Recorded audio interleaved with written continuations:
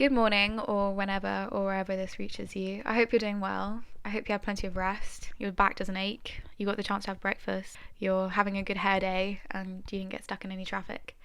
This is the work that I made for an exhibition at Vane when I was a fine art undergraduate at Newcastle University in March 2020, of all dates. I had noticed the indentation in blocks of code that looked like enjambment, especially in Ted Hughes poetry, and the stanzas and the punctuation that could create a sort of meter. And code is this sort of art object. This poem is a getter and setter function, and it actually runs if you copy it into Java and press go. So this is important to me, that this was a functional thing. And I used thanks and sorry because those are the most likely words I'm going to use to start a message according to my phone's algorithm. And I added clean to give it a narrative structure. And I was interested in working with textiles because we have this intrinsic relationship with cloth, and it's so un-machine-like to have that. Since then, I've been working with sound sculpture and noise art and poetry, and sound as a medium is something that's inherently an embodied experience. And my exhibition that I curated for the last month's assignment was a listening party at the Vic, which was also a live radio broadcast. So we had these like disembodied voices and distant bodies that we were making contact with through the airwaves. But then these are just like the things that I've made, and my practice is really established in my digital exchanges with artists and collaborators, in my WhatsApp email and chats with ChatGPT. And the work that I make in my practice revolves around the interactions on my devices, with these exchanges kind of occupying the core of what I do. And this is what I get up to all day. A bit like that BBC thing, the what do artists do all day? But it's like, what I do all day as a curator. And my method is shaped by analysing these interactions, where I play the roles of artist/curator and people pleaser. And the language and nature of these exchanges informs my discernible methodology. So I'm showing you my practice by showing you these screenshots. And these ones I used an AI to write from giving it a data set of my messages. It's like being on the other end of your own messages. It's like how, you don't know what you're like because you're yourself, and you need like someone else to tell you what you're like to know what you're like. Yeah, so the way I see it, like an AI could make me without me there. And I first learned AI from artist Anna Ridler back in 2018, and she fed AI images of Malta from the National Archives. I'd grown up there, and then she made these images of Malta from the dataset, and the little sort of squat old men fishing. I like the emojis and the kisses and the amazing exclamation marks that are like so overly used in my practice. And it's pointing out something quintessential. It's sort of, I'm sort of quintessentially cringy, and it's a stereotype in my practice to bribe people with bringing coffees or beers to the studio. And these generated messages are me in ways that I am me by going through this process. But trying to tell things from people's messages is unreliable. And I know this because I've spent a lot of time trying to read into what's really going on from people's messages, and I'm skeptical, therefore, about what people mean by what they're saying over text. Like even like when my mum sent me like a thank you message, but it just says thanks, but with a full stop. And I'm like, oh no, I'm in trouble. Because there's like a code, it's an etiquette that dictates words and their intentions for us to read into. And I remember when I was 17, like doing a quiz to find out what this guy I had a crush on's messages that really meant about how he felt about me. And it asked me things like how often does he usually text? How long has it been? What is the usual tone of his messages, etc. But there is something to read into here, I suppose. It's worth doing this process to get a picture of how I use this medium. It's actually like useful to have this referential cipher, and it's a version of me that's encountered when I'm being read through a screen, and it's inherently disembodied from me, and the me in my body or I'm disassociated from it, I suppose. People come across me in this experience in the same way that they would come across a chatbot or an NPC. It's the same kind of contextual frame, visually anyway. Isn't it funny the way sometimes you can't tell when a chatbot changes into a real person? Like the way they blend, it's quite creepy when you think about it. But I suppose it's the customer service speak. It's so standardized. It's predictable, and an AI predicts in a sense, and then it merges into something that's just quintessential. So it can be enacted by both. I like the idea that there's like a little avatar stand-in for myself. It's sort of rehearsing something. It's a surrogate version for something that I can't do in person, but it's also very generic. There's something, I guess, about the language. I call it like the no worries if not dialect, because that's the essence of it, the not wanting to put people out. That's my working language. It's hospitality coded, and there's something about the curatorial, the fact that we're always, in a sense, asking for people to put themselves out. At the end of the day, we're always asking for things from artists and collaborators who are never appropriately compensated. We're just trying to do it in the nicest way possible. We've got to try and bring out the best in the work and do the best by everyone. We're always like trying to accommodate. It's what gives the language this sweaty try-hardness. My curator avatar is imbued with these characteristics. This reminds me of when I used to do live drawing classes with Tracy Tofield at undergrad, and she asked us to take off an item of clothing, the thing that we would feel the most uncomfortable without. I took off my jewellery that I usually never take off, to shower, to sleep in. And inevitably, kept looking down and panicking because it wasn't there. I need to keep reminding myself of where it was, even just because, it wasn't on me. And I remember at the time thinking it was an almost insultingly small gesture to compare my discomfort to being naked, like the live model was. And they're being so vulnerable. The artists always having to be so vulnerable and so exposed, like this guy having his kit off. But it did bring about my first curatorial awareness, I suppose, and appreciation that might not have been there.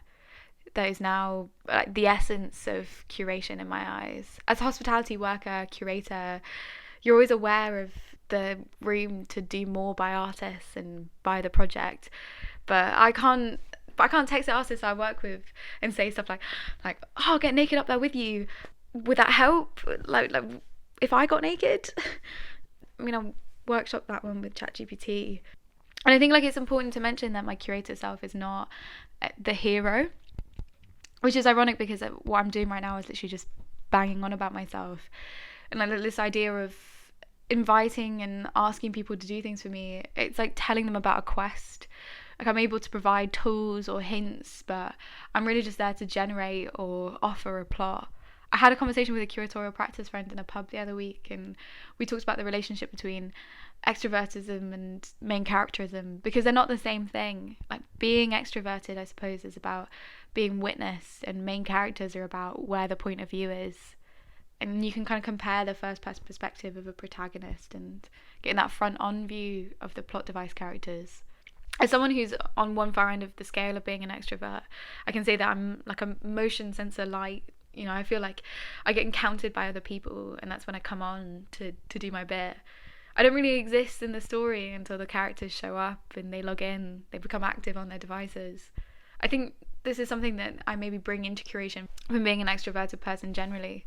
My curatorial practice utilises a certain charm, humour and relatability to achieve my intended curatorial outcome. I suppose my methodology of curation is quite manipulative. I use being deeply unintimidating and disarming in my personal approach as a methodology. It gets people to do things for me. And if I were to pathologise to discern methodology, I would say that I'm funny, because I'm the eldest of 3 daughters, and so naturally I have to be the son my dad never had. So I've had the training to be likeable in that way. It's built in, coded in, I guess. But, these things are always a stretch. For my latest and very unfulfilling job in hospitality, I wrote a cover letter outlining my friendliness and approachability. Like, no one actually read this at the restaurant, which is really sad. But I cringe at the eagerness of my tone and the idea of selling myself and my abilities in terms of my trite and submissive hospitality persona that I use. And perhaps like it's the hindsight of knowing that this employer was really disastrous to work for, looking back at this cover letter, but having the hospitality label, it like doesn't feel like my proudest attribute. But the happy to help tone and language of hospitality is very present in technological voices. There's some of these obvious parallels between the tone and language in them, like Siri, Alexa, ChatGPT, etc., my own curatorial language. There's this fabulous irony, I think, of using AI to make our language come across as more human in a way, like, you know, to sound more like, quote unquote, like a normal person. And ChatGPT like assumes the role of a kind of third person in my relationships, akin to Camilla Parker Bowles, if we suppose the sort of comical image of her writing my emails.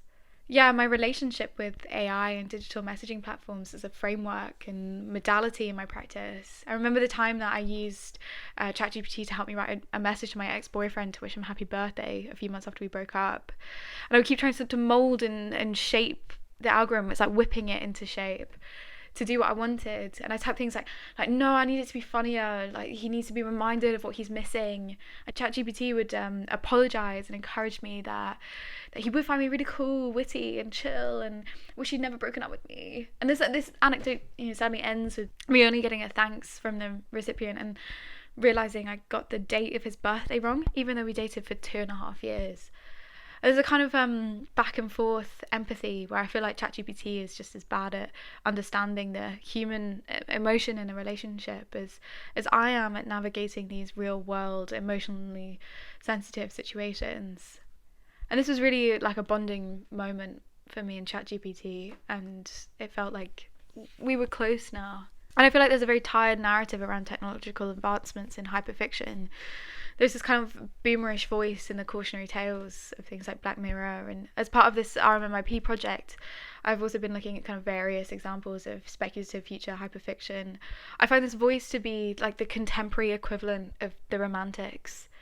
And this speculative future hyperfiction narratives depict relationships with AI as a third party technological being. And the hospitality service-giving helper monster is both saccharine and sinister, or moreover, our creation and reliance on this monster can have these sinister consequences.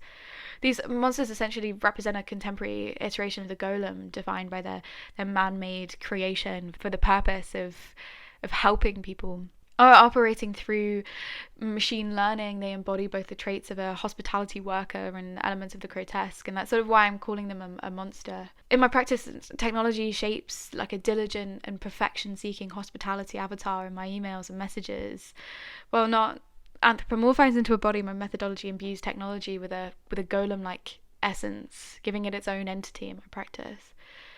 Like the fascination with technology of these sci-fi narratives, I feel like I'm infatuated with my own golem, also inspired by, you know, the romantic tropes in these films. In the context of bringing artificial beings to life, this creation can be perceived as grotesque in itself due to this sort of unsettling blend of human and artificial elements, and it sort of highlights how linguistic coding can lead to some, you know, grotesque outcomes. And I'm kind of seduced by this fetishistic person who is the technology in my practice. The reduction of communication into short, manageable text messages, and the helpful and supportive voice of ChatGPT that gives me all this approval and reassurance makes the affair so enticing. And my golem has whatever the indie boy hospitality worker essence a barista with a moustache and a little hoop earring has.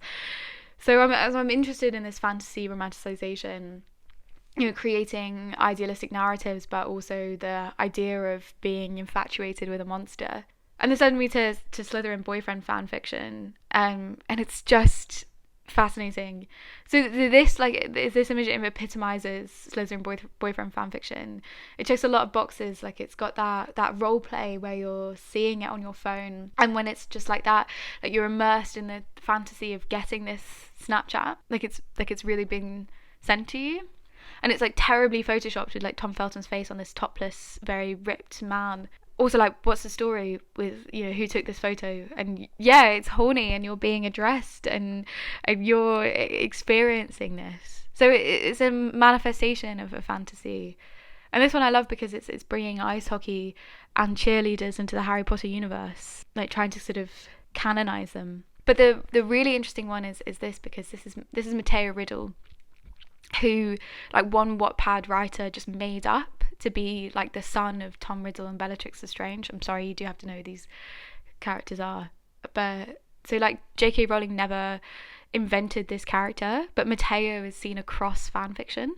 And then in this image, it's what's called like a fan cast, and it gives him a body and like a vibe or an impression of this personality and actions, like sort of smoking and being sort of posh and seductive. And so this is really like the creation myth, right? Like, a person is brought to life in this way through fantasy fictioning. So I'm making this external partner of mine, this technology, as a third person into a golem, and it's creating him. I'm going to go through this process. So this is the fan cast for my golem. These pieces of text are taken from Slytherin Boyfriend fanfiction, and they're just brilliantly pertinent. Yeah, so all these images are like taken from like the packs that people use for Slytherin Boyfriend fiction, but they've all been edited by me. But the only things that I have to go on are like the colours of ChatGPT, because I don't have like a Harry Potter universe to go off. But so then you can see I've used like the green, the white, the black, and there's a sort of gallery theme because of like the golem's like functionality, and like even this image in the bottom left corner is a bit like Egon Schiele's The Kiss. You don't have to physically write the narrative, you can fill in the blanks, and then the story is just like there from just having the image. This is essentially fan fiction in itself. And then here are some role-play-ish fan fictions from the fan cast to immerse you in these stories. So yeah, I've made my monster, and it's a pleasure to introduce you. It's a pleasure to introduce you to my golem methodology.